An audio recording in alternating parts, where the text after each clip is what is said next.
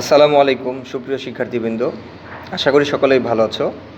আমি আজকে তোমাদের ব্যবসায় উদ্যোগের ষষ্ঠ অধ্যায় নিয়ে আলোচনা করব।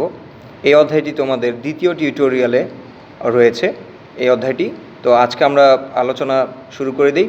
তো এই অধ্যায়টির নাম হচ্ছে ব্যবসায় পরিকল্পনা। তো ব্যবসায় পরিকল্পনা নিয়ে আজকে আমরা আলোচনা করব। তো ব্যবসায়ের প্রধান উদ্দেশ্য হচ্ছে মুনাফা অর্জন। পরিকল্পনা অনুযায়ী ব্যবসায়ের কার্যক্রম পরিচালনা করলে সম্পদের সুষ্ঠু ব্যবহারের মাধ্যমে ব্যবসায়ে সফলতা অর্জন করা সম্ভব। যদি আমরা ব্যবসা প্রতিষ্ঠানের অনেকেই রয়েছে, অনেক ব্যবসায় উদ্যোক্তা রয়েছে যারা সঠিক পরিকল্পনার অভাবে কিন্তু তারা অনেক মূলধন নিয়ে ব্যবসা শুরু করার পরেও কিন্তু তারা ব্যর্থ হচ্ছে সঠিক পরিকল্পনার অভাবে। তো এতে করে ব্যবসায়ী অনেক উদ্যোক্তা ঝরে পড়ছে, ব্যবসায় থেকে লসের পরিমাণ বাড়ছে। তো এর জন্য মূলত পক্ষে পরিকল্পনা প্রয়োজন। তো এই পরিকল্পনা এই অধ্যায়ে আমরা আজকে পরিকল্পনার যেই শিখন ফল আছে সেগুলো আমরা জেনে নিই। প্রথমে আছে আমাদের এই অধ্যায় শেষে আমরা কি জানতে পারবো সেগুলো নিয়ে আলোচনা করব একটু। যে অধ্যায় শেষে আমরা জানবো ব্যবসায় পরিকল্পনার ধারণা ও গুরুত্ব ব্যাখ্যা করতে পারবো। ব্যবসায়িক পরিকল্পনা সম্পর্কে আমরা ধারণা অর্জন করব প্রথমেই। পরবর্তীতে এই ব্যবসায় পরিকল্পনা কোন কোন ক্ষেত্রে গুরুত্বপূর্ণ সেই বিষয়গুলো আমরা একটু বিস্তারিত আলোচনা করব এবং শিখব এখান থেকে। পরবর্তী যেই শিক্ষণফল রয়েছে সেটি হচ্ছে ব্যবসায় পরিকল্পনা প্রণয়নের প্রক্রিয়া ব্যাখ্যা করতে পারবো। ব্যবসায় পরিকল্পনা প্রণয়নের অর্থাৎ এই যে আমাদের পরিকল্পনা রয়েছে ব্যবসায়ের জন্য, সেই পরিকল্পনা কিভাবে প্রণয়ন করতে হয় অর্থাৎ কিভাবে তৈরি করতে হয় বা প্রস্তুত করতে হয় সেই প্রক্রিয়া বা পদ্ধতি সম্পর্কে আমরা জানব। তার পরবর্তী যেই শিক্ষণফল রয়েছে সেটি হচ্ছে প্রকল্প পরিকল্পনার ধারণা ও গুরুত্ব ব্যাখ্যা করতে পারবো। অর্থাৎ প্রকল্প, ব্যবসায় পরিকল্পনার অন্যতম একটি গুরুত্বপূর্ণ ধাপ হচ্ছে প্রকল্প নির্বাচন। এই প্রকল্প সম্পর্কে আমরা ধারণা অর্জন করব এবং এই প্রকল্পের যে ধাপগুলো রয়েছে সেগুলো বর্ণনা করতে পারবো। তার পরবর্তী যে পয়েন্ট রয়েছে সেটি হচ্ছে ব্যবসায় উদ্যোগ গ্রহণের বাছাই পদ্ধতি প্রয়োগের মাধ্যমে সঠিক ব্যবসায়টি নির্বাচন করতে পারবো। অর্থাৎ বাছাই পর্ব, অর্থাৎ যখন একজন উদ্যোক্তা ব্যবসায় শুরু করবে সেই ক্ষেত্রে কিন্তু প্রথমেই তাকে আগে ব্যবসায় বাছাই করতে হয়। প্রথমেই অনেকগুলো ব্যবসায়ীকে তাকে চিহ্নিত করতে হয়, তারপর সেখান থেকে তুলনামূলক যেটি ভালো হবে বিচার বিশ্লেষণের মাধ্যমে সেটি কিন্তু তাকে বাছাই করে নিয়ে নির্বাচন করে সেই ব্যবসাটি তাকে পরিচালনা করতে হয় পরিকল্পনার মাধ্যমে। তো এইটি আমরা জানতে পারবো। তার পরবর্তী যে পয়েন্ট সেটি হচ্ছে প্রকল্প পরিকল্পনার কাঠামো ছক তৈরি করতে পারবো। অর্থাৎ প্রকল্প যে আমরা যে ব্যবসায় পরিকল্পনা রয়েছে অর্থাৎ প্ল্যানিং, ব্যবসায় পরিকল্পনার অর্থ কি? প্ল্যানিং। আমরা যে অনেক সময় শুনে থাকি প্ল্যানের বাংলায় হচ্ছে পরিকল্পনা। তো আশা করি মোটামুটি তোমরা ধারণা পেয়েছো।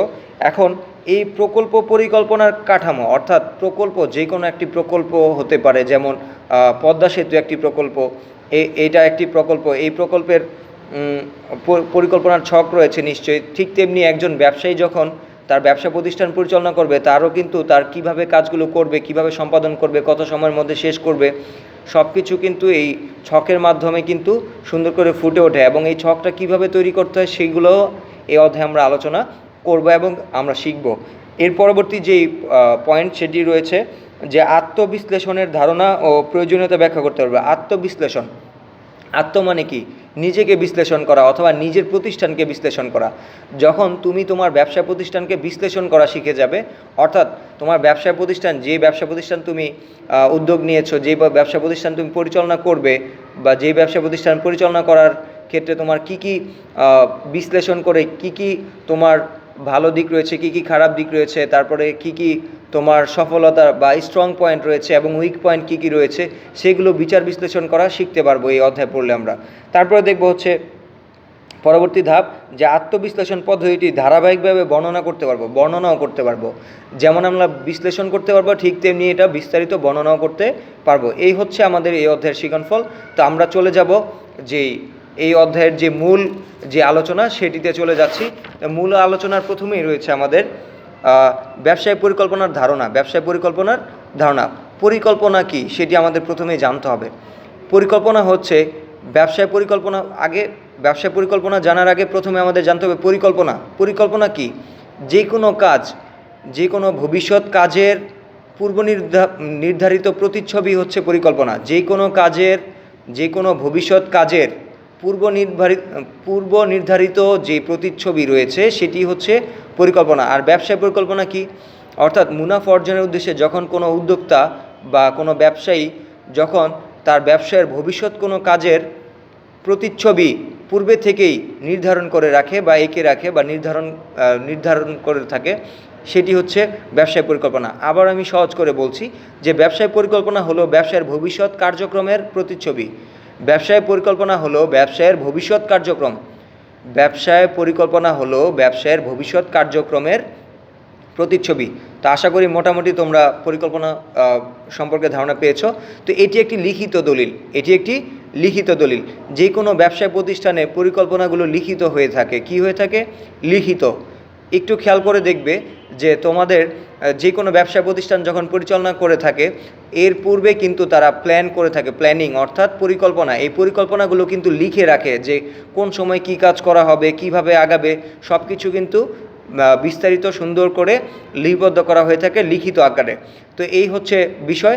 এখন ব্যবসায় পরিকল্পনার যে লিখিত বিষয়টি আরেকটু বিস্তারিত আলোচনা করব, যে এটি একটি লিখিত দলিল যার মাধ্যমে ব্যবসায়ের যে লক্ষ্য রয়েছে সেটি এবং ব্যবসায়ের প্রকৃতি অর্থাৎ ব্যবসায়ের ধরন এবং ব্যবস্থাপনার ধরন, কিভাবে ব্যবস্থাপনা করা হবে অর্থাৎ ব্যবসায়টি পরিচালনা করা হবে, পাশাপাশি অর্থায়নের উপায় অর্থাৎ যেই ব্যবসায়টি করা হবে সেই ব্যবসায়ের অর্থের যে প্রয়োজনীয়তা রয়েছে এই অর্থটা কিভাবে সংগ্রহ করা হবে, মালিক নিজে কত টাকা দিবে বা বিভিন্ন উৎস থেকে ব্যাংক থেকে বা বিভিন্ন উৎস থেকে আত্মীয় স্বজন থেকে কিভাবে টাকা সংগ্রহ করা হবে, কত পরিমাণে টাকা সংগ্রহ করা হবে, সেই বিষয়ে কিন্তু বিস্তারিত এই পরিকল্পনায় লিখিত আকারে থাকে। এছাড়া পাশাপাশি ব্যবসায়ের যে বর্তমান অবস্থা রয়েছে এই ব্যবসায়ের বর্তমান অবস্থা কীরকম এবং পরবর্তীতে এই বর্তমান অবস্থা থেকে কিভাবে আরও উন্নয়ন করা যায় বা উন্নত করা যায় ব্যবসা প্রতিষ্ঠানকে, সে সম্পর্কে কিন্তু এই চিত্রগুলো কিন্তু এই পরিকল্পনায় উল্লেখ করা থাকে লিখিত আকারে। তো এই হচ্ছে মোটামুটি ব্যবসায় পরিকল্পনার ধারণা। তো আরেকটু আমরা যদি বলতে চাই যে আরেকটু ধারণাটা ক্লিয়ার করতে একটু উদাহরণ দিয়ে আমি বলতে চাইব যে উড়োজাহাজ বা এরোপ্লেনের যেমন রাডার থাকে, এই রাডারের মাধ্যমে কিন্তু একজন বিমান চালক বা পাইলট কিন্তু এই রাডারের মাধ্যমে কিন্তু তার নির্দিষ্ট গন্তব্যে পৌঁছায়। যেমন নৌকা চালানোর ক্ষেত্রে মাঝি যেমন বৈঠার মাধ্যমে কিন্তু বৈঠা দিয়ে কিন্তু সে নির্দিষ্ট গন্তব্যে পৌঁছায়, নির্দিষ্ট দিকে পৌঁছায়। সে যদি বৈঠা ছাড়া যদি মাঝিকে নৌকা দিয়ে ছেড়ে দেওয়া হয় তাহলে কিন্তু নৌকা কোন দিকে যাবে তার কিন্তু কোনো সিউরিটি নেই, কোন লক্ষ্যে পৌঁছাবে তার কিন্তু কোনো নির্দিষ্টতা নেই। কিন্তু যখন মাঝির হাতে বৈঠা দিয়ে দিবে তখন কিন্তু সেই মাঝি এই বৈঠা দিয়ে তার নির্দিষ্ট লক্ষ্য অর্থাৎ এপার থেকে ওই পারে ঠিকই কিন্তু সে পৌঁছাতে পারবে সেই বৈঠা দিয়ে নির্দিষ্ট লক্ষ্যের মাধ্যমে। ঠিক তেমনি পরিকল্পনা হচ্ছে একটি ব্যবসায়ের রাডার অর্থাৎ এই মাঝির বৈঠার মতো। পরিকল্পনা থাকলে এই পরিকল্পনা লিখিত অবস্থায় থাকে, এই পরিকল্পনা পূর্বে থেকেই কোন দিকে যাবে লক্ষ্য নির্ধারণ করা থাকে, ব্যবসায় কিভাবে কতটুকু কাজ করবে সেগুলো কিন্তু বিস্তারিত কিন্তু এই পরিকল্পনার মধ্যে লিখিত থাকে। এই পরিকল্পনা অনুযায়ী কিন্তু পরবর্তীতে এই ব্যবসা প্রতিষ্ঠান পরিচালনা করা হয়ে থাকে যাতে করে নির্দিষ্ট লক্ষ্যে পৌঁছাতে পারে এবং সফলতা অর্জন করতে পারে ব্যবসা প্রতিষ্ঠান এবং মুনাফা অর্জনও সম্ভব হয়। তো এই হচ্ছে মোটামুটি ব্যবসা পরিকল্পনার ধারণা। এর পরবর্তী যেই পয়েন্ট রয়েছে সেটি আমরা এখন আলোচনা করব, সেটি হচ্ছে ব্যবসা পরিকল্পনার গুরুত্ব। ব্যবসায় পরিকল্পনার গুরুত্ব অপরিসীম। ব্যবসায় পরিকল্পনা অর্থাৎ ব্যবসার প্ল্যানিং। পূর্বে থেকেই ব্যবসার ভবিষ্যতের কার্যক্রমের প্রতিচ্ছবি হচ্ছে পরিকল্পনা, ব্যবসায় পরিকল্পনা। অর্থাৎ এই ব্যবসায় পরিকল্পনার গুরুত্ব, এই ব্যবসা পরিকল্পনা যদি গুরুত্ব না থাকতো তাহলে কিন্তু অবশ্যই এই ব্যবসা পরিকল্পনাও করা হতো না। যে কোনো বিষয় কিন্তু গুরুত্বপূর্ণ না হলে কিন্তু সেই বিষয়টি কিন্তু কার্যক্রম পরিচালনা করে না।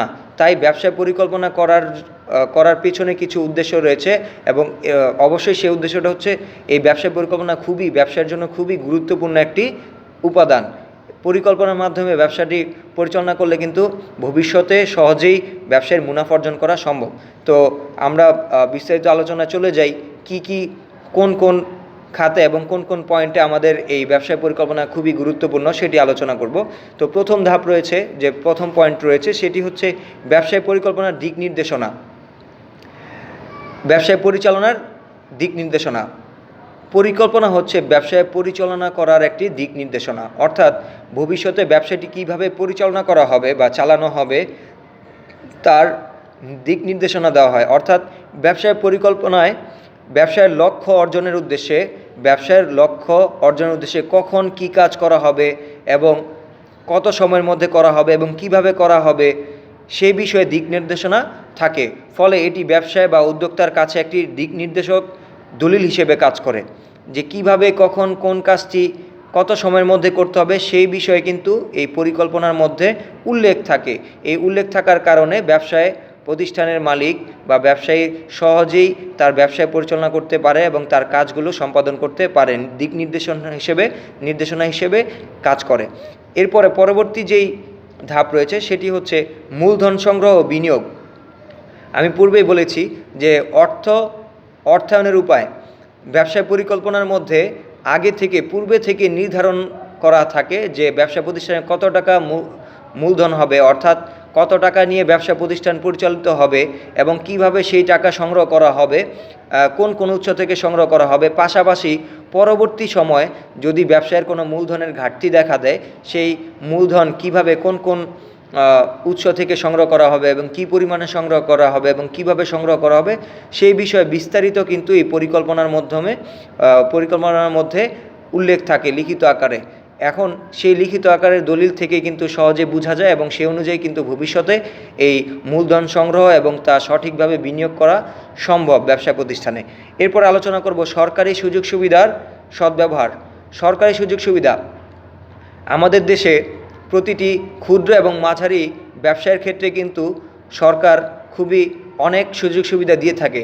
এই সুযোগ সুবিধাগুলো কিন্তু আমরা বিভিন্ন সময় আমাদের ব্যবসা প্রতিষ্ঠানে কাজে লাগাতে পারি।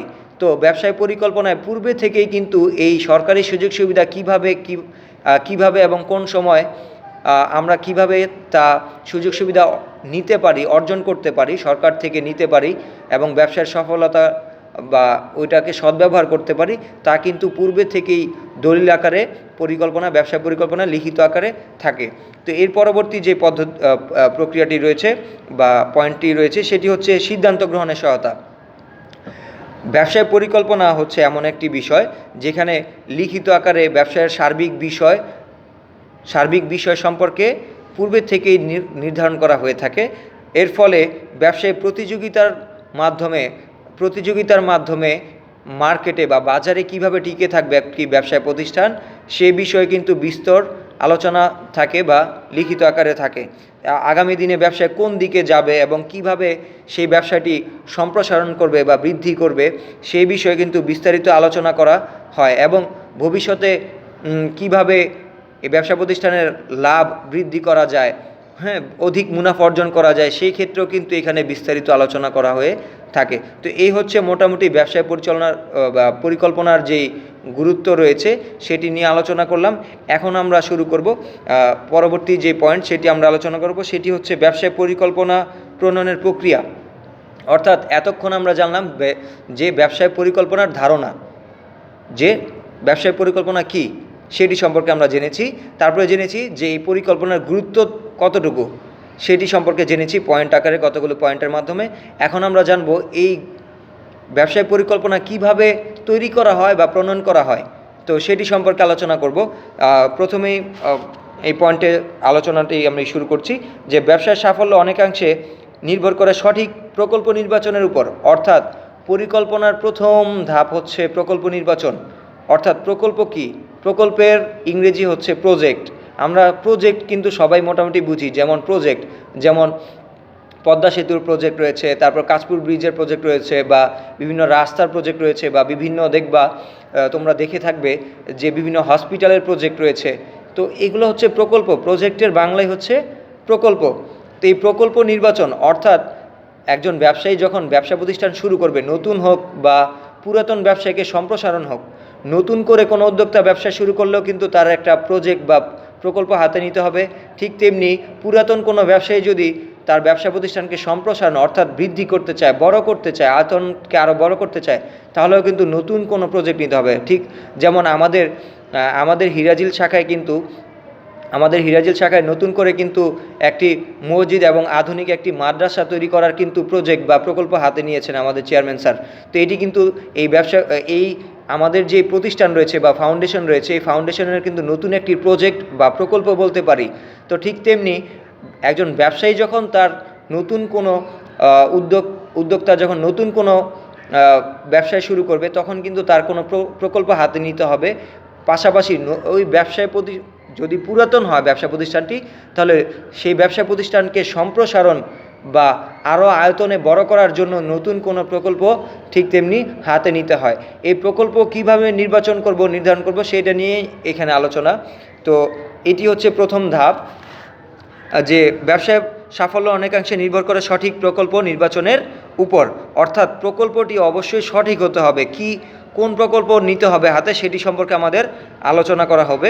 যে প্রকল্প হচ্ছে কোনো একটি নির্দিষ্ট সময়ের মধ্যে নির্দিষ্ট লক্ষ্য বাস্তবায়নে প্রণীত পরিকল্পিত ও সুচিন্তিত কর্মপদ্ধতি। অর্থাৎ প্রকল্প কি সেটি আবারও বলছি, যে প্রকল্প হচ্ছে কোনো নির্দিষ্ট সময়ের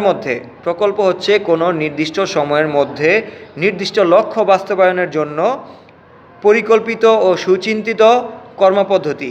অর্থাৎ যে প্রকল্প সম্পর্কে আমরা মোটামুটি ধারণা পেয়ে গেছি, যে নির্দিষ্ট সময়ের মধ্যে নির্দিষ্ট লক্ষ্য অর্জনের জন্য যেই সুচিন্তিত কর্মপদ্ধতি আমরা নিয়ে থাকি সেটি হচ্ছে প্রকল্প। তো প্রকল্প একটি নির্দিষ্ট সময়ের মধ্যে শুরু করতে হয় এবং পূর্বের যে নির্ধারিত সময়, যে এই সময়ের মধ্যে শেষ করতে হবে, এই প্রকল্পটি নির্ধারিত সময়ে অনুযায়ী পরিসমাপ্তি করতে হয়। তবে প্রকল্প যদি কোনো নতুন কিছু প্রকল্পে যদি নতুন কোনো বিষয় অ্যাড হয় বা সময় বেশি লাগে, সেক্ষেত্রে কিন্তু সময় বেশি ব্যবহার করা যায়। একটি প্রকল্প হতে পারে সম্পূর্ণ নতুন অথবা পুরাতনও হতে পারে। পুরাতন কোনো ব্যবসায়ের জন্য নতুন কোনো প্রকল্প হতে পারে। ব্যবসায় প্রকল্প প্রণয়নের ক্ষেত্রে প্রথম পদক্ষেপ হলো ধারণা চিহ্নিতকরণ। অর্থাৎ প্রকল্প হাতে নিতে হলে সেই প্রকল্পের ধারণা নিতে হবে।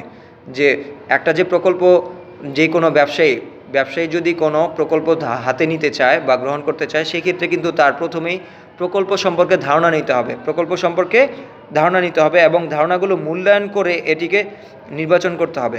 অর্থাৎ প্রথমেই ধারণা নিতে হবে যে প্রকল্প কী ধরনের প্রকল্প রয়েছে এবং কোন প্রকল্পটি কীরকম সেটি সম্পর্কে আগে ধারণা নিতে হবে। তারপরে সেখান থেকে বিচার বিশ্লেষণ করে সেখান থেকে নির্বাচন বা চিহ্নিত করতে হবে। তো এই হচ্ছে আমাদের ব্যবসায় পরিকল্পনা প্রণয়নের প্রথম প্রক্রিয়া, অর্থাৎ প্রকল্পর ধারণা চিহ্নিত করা। এরপর আমরা দেখব এখন প্রকল্প ধারণা চিহ্নিতকরণের যে বিষয়টি, সেটি আমরা একটু বিস্তারিত আলোচনা করব। যে প্রকল্প ধারণা চিহ্নিতকরণ, একজন সম্ভাবনাময় উদ্যোক্তা প্রকল্প চিহ্নিতকরণ প্রক্রিয়ার সূত্রপাত হয় তার প্রকল্প ধারণা অনুভব থেকে। যখন প্রকল্প ধারণা রয়েছে, অর্থাৎ বিভিন্ন যে প্রকল্প রয়েছে, বিভিন্ন ধরনের প্রকল্প থাকতে পারে, অর্থাৎ প্রজেক্ট থাকতে পারে, সেগুলো সম্পর্কে যখন কোনো উদ্যোক্তা চিন্তা ভাবনা শুরু করবে, অনুভব শুরু করবে, তখন থেকেই কিন্তু তার প্রকল্প ধারণা চিহ্নিত শুরু হয়ে যাবে। আগে অনুভব করা থেকেই কিন্তু তার চিহ্নিত করা শুরু হয়ে যাবে। তো আগে প্রথমে অনুভব করতে হবে প্রকল্প সম্পর্কে, ধারণাগুলো অনুভব করা, তারপরে চিহ্নিত করা। তো এই হচ্ছে বিষয়। এই প্রকল্প ধারণা চিহ্নিত করার ক্ষেত্রে কিছু বিষয় উদ্যোক্তাকে লক্ষ্য রাখতে হয় বা পদ্ধতি অবলম্বন করতে হয়। যখন কোনো উদ্যোক্তা প্রকল্প চিহ্নিত করতে চায়, তখন কিন্তু তার পারিপার্শ্বিক অবস্থা বিবেচনা করতে হয়। পাশাপাশি পণ্যের চাহিদা সম্পর্কে, বাজার সম্পর্কে কিন্তু ধারণা নিতে হয়, ধারণা লাভ করতে হয়। এই চাহিদার উপর কিন্তু প্রকল্প নির্বাচন নির্ভর করে। সাধারণত পণ্য বা সেবা সামগ্রীর চাহিদা প্রকল্প ধারণার জন্ম দেয়। চাহিদা, যদি কোনো পণ্যের বা সেবার চাহিদা থাকে যেই বাজারে বা যে মার্কেটে, সেখানেই কিন্তু এই প্রকল্পের কিন্তু ধারণা বা চাহিদার কারণেই কিন্তু সেই প্রকল্পের জন্ম নেয়। অর্থাৎ যেই পণ্য বা সেবার চাহিদা থাকবে, যেমন চিটাগং রোড এলাকায় যদি কোনো রেস্টুরেন্টের কোনো চাহিদা থাকে, সেক্ষেত্রে কিন্তু তখন কিন্তু রেস্টুরেন্টের চাহিদা মোতাবেক রেস্টুরেন্ট কম, তখন কিন্তু যে কোনো উদ্যোক্তা চাইলেই সেখানে চাহিদা যেহেতু বেশি, সেক্ষেত্রে কিন্তু এই চাহিদার উপর ভিত্তি করে কিন্তু যে কোনো উদ্যোক্তা সেখানে এই রেস্টুরেন্ট প্রকল্প চালু করতে পারেন। অর্থাৎ আমরা বলতে পারি যে পণ্য বা সেবার চাহিদাই হচ্ছে প্রকল্পের ধারণার জন্ম দেয়, অর্থাৎ প্রকল্পের জন্ম দেয়। পণ্যের ধারণা থেকে এই প্রকল্পের সূত্রপাত হয়। আবারও বলছি যে পণ্যের ধারণা থেকেই প্রকল্পের সূত্রপাত হয়। প্রকল্প ধারণা চিহ্নিত করার সময় উদ্যোক্তার নিজের শখ বা আগ্রহ আছে, অর্থাৎ প্রকল্প যখন ধারণা চিহ্নিত করবে কোনো উদ্যোক্তা, তখন কিন্তু অবশ্যই যখন করবে তখন কিন্তু তার আগ্রহ আছে কোনো পণ্য বা সেবার বিষয়ে আগ্রহ আছে এমন প্রকল্প ধারণা চিহ্নিত করা উচিত। কারণ যখন কোনো উদ্যোক্তা তার কোনো পছন্দের কোনো ধারণা থাকবে, কোনো প্রকল্প থাকবে, তখন সেটি কিন্তু সেই পণ্যের প্রকল্পটাই দেওয়াই কিন্তু শ্রেয়। কারণ সেই প্রকল্প কিন্তু তার উদ্যোক্তার কিন্তু আগ্রহ থাকে বেশি। আগ্রহ থাকলে কিন্তু সে ব্যবসায় প্রতিষ্ঠানে তার মেধাটাকে খাটাতে পারবে উৎফুল্লতার সহিত বা উৎসাহের সহিত কিন্তু সেই ব্যবসা প্রতিষ্ঠান পরিচালনা করতে পারবে। অর্থাৎ অবশ্যই যেই পণ্য বা সেবার ব্যবসা প্রতিষ্ঠান বা প্রকল্প নির্বাচন করবে সেই পণ্য বা সেবার অবশ্যই কী থাকতে হবে, উদ্যোক্তার আগ্রহ থাকতে হবে। তো এই হচ্ছে বিষয়। তো এবং নতুন প্রযুক্তির ব্যবহার করতে হবে, নতুন প্রযুক্তির ব্যবহার ইত্যাদি দিয়ে দৃষ্টি রাখতে হবে। নতুন প্রকল্প ধারণাগুলো উৎসসমূহ হলো সাধারণত নিজের কল্পনা, বিভিন্ন সরকারি ও বেসরকারি প্রকাশনা, অর্থাৎ এই যে বাজারের যে বিভিন্ন প্রকল্প রয়েছে এই প্রকল্পগুলো ধারণার জন্য কিন্তু নিজস্ব কল্পনা রয়েছে উদ্যোক্তার, পাশাপাশি বিভিন্ন সরকারি বেসরকারি বিভিন্ন প্রকাশনা বা প্রতিবেদন রয়েছে। এই প্রতিবেদন পড়লে বা কেস স্টাডি করলে, বিভিন্ন প্রতিবেদন পড়লে কিন্তু কোন কোন এলাকায় কোন কোন ব্যবসায়ের বা কোন কোন প্রকল্পের সম্ভাবনা রয়েছে বা সফল হওয়ার, বা কোন কোন ব্যবসা প্রতিষ্ঠান দিলে প্রকল্প হাতে নিলে সফল হওয়ার সম্ভাবনা রয়েছে, সেই সকল প্রতিবেদন কিন্তু আমরা বিভিন্ন সরকারি বেসরকারি পত্রপত্রিকায় বা প্রতিবেদন বা বইতে কিন্তু আমরা পেয়ে থাকি, বা বিভিন্ন সাইটে সরকারি বেসরকারি সাইটে পেয়ে থাকি। তো সেগুলো নিয়ে কিন্তু আমাদের একটু জরিপ করা উচিত বা পড়া উচিত এবং বিভিন্ন পরিসংখ্যান দেখা উচিত। তাহলে কিন্তু আমরা প্রকল্প ধারণা চিহ্নিতকরণ আমাদের জন্য সহজ হবে। তো এই হচ্ছে প্রকল্প ধারণা চিহ্নিতকরণ আলোচনা। তো পরবর্তী যে 2 নম্বর আলোচনা সেটি হচ্ছে ধারণা মূল্যায়ন ও প্রকল্প নির্বাচন। ধারণাকে মূল্যায়ন, প্রথমে আমরা চিহ্নিত করলাম, এখন আমরা ধারণাকে মূল্যায়ন করব। যে অনেকগুলো আমরা চিহ্নিত করলাম প্রকল্প, এই চিহ্নিত প্রকল্প থেকে এখন আমরা মূল্যায়ন করব। মূল্যায়ন বলতে কোনটি কার চেয়ে বেশি ভালো, মানে মূল্যায়ন করব, প্রত্যেকটা বিশ্লেষণের মাধ্যমে মূল্যায়ন করব। অর্থাৎ কার মূল্য কতটুকু, কোন প্রকল্পের মূল্য আমাদের কাছে সবচেয়ে বেশি, সেটা আমরা বিভিন্ন অ্যাঙ্গেল থেকে, বিভিন্ন দৃষ্টিকোণ থেকে আমরা বিভিন্নভাবে সেটা মূল্যায়ন করব এবং এটা নির্বাচন করব। যেটি আমাদের জন্য ভালো হবে, বেস্ট হবে, সেটি আমরা নির্বাচন করব। তো একজন উদ্যোক্তা বিভিন্ন উৎস থেকে প্রাপ্ত তথ্য, অর্থাৎ বিভিন্ন উৎস, সরকারি বেসরকারি বিভিন্ন পরিসংখ্যান থেকে যখন একজন উদ্যোক্তা প্রকল্প সম্পর্কে বিভিন্ন তথ্য সংগ্রহ করবে, তথ্যকে বিশ্লেষণ করে কয়েকটি সম্ভাব্য ধারণা চিহ্নিত করবে। সম্ভাব্য অর্থাৎ যে সকল প্রকল্প সম্ভাব্য অর্থাৎ সম্ভাবনা রয়েছে, যেই সকল প্রকল্প থেকে মুনাফা অর্জন করা সম্ভব বা সফলতা অর্জন করা সম্ভব, সেই সকল প্রকল্পকে প্রথমেই চিহ্নিত করা উচিত। কয়েকটি সম্ভাবনাময় প্রকল্প ধারণা চিহ্নিত করা উচিত এবং তালিকা করতে হবে। এই তালিকাবদ্ধ ধারণাগুলো থেকে বিভিন্ন পদ্ধতির মাধ্যমে মূল্যায়ন করতে হবে। প্রথমে একটি তালিকা করতে হবে, সম্ভাবনাময় যে প্রকল্প রয়েছে সেগুলো আগে লিস্ট করতে হবে। লিস্ট করার পরে সেগুলোকে আবার মূল্যায়ন করতে হবে। মূল্যায়ন করার পরবর্তী সময়ে এই প্রকল্প যেটি বেস্ট অর্থাৎ যেটি ভালো সেটি নির্বাচন করতে হবে। 2টি পদ্ধতির মাধ্যমে এই যে কাজগুলো, প্রকল্প ধারণা মূল্যায়ন এবং এই প্রকল্প নির্বাচন, সেটির কাজ হচ্ছে দুইটি পদ্ধতির মাধ্যমে এই কাজটি করা হয়। এর একটি হলো ম্যাক্রো স্ক্রিনিং, আরেকটি হলো মাইক্রো স্ক্রিনিং।